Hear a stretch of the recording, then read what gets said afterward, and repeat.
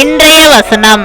கர்த்தராகிய தம்மை அவர்கள் தடவியாகிலும் கண்டுபிடிக்கத்தக்கதாக தம்மை தேடும்படிக்கே அப்படி செய்தார்.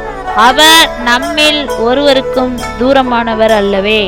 அப்போஸ்தலர் 17 அதிகாரம் 27 வசனம். ஆமேன். ஸ்தோத்திரம்.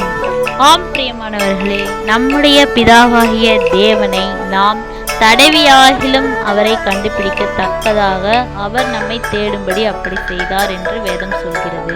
எனவே நாம் பிதாவாகிய தேவனை எப்படியாவது தேட வேண்டும்.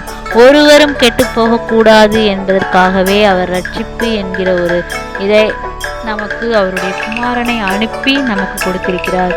எனவே நாம் பிதாவாகிய தேவனை தடவியாகிலும் தேட வேண்டும்.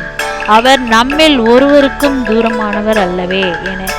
ஏனென்றால் ஏழை என்றும் இல்லை, பணக்காரன் என்றும் இல்லை, சுயாதீனன் என்றும் இல்லை, ஆண் என்றும் இல்லை, பெண் என்றும் இல்லை, அப்படி என்று சொல்லியிருக்கிறார். எல்லாருக்கும் அவர் ஒருவர்தான்.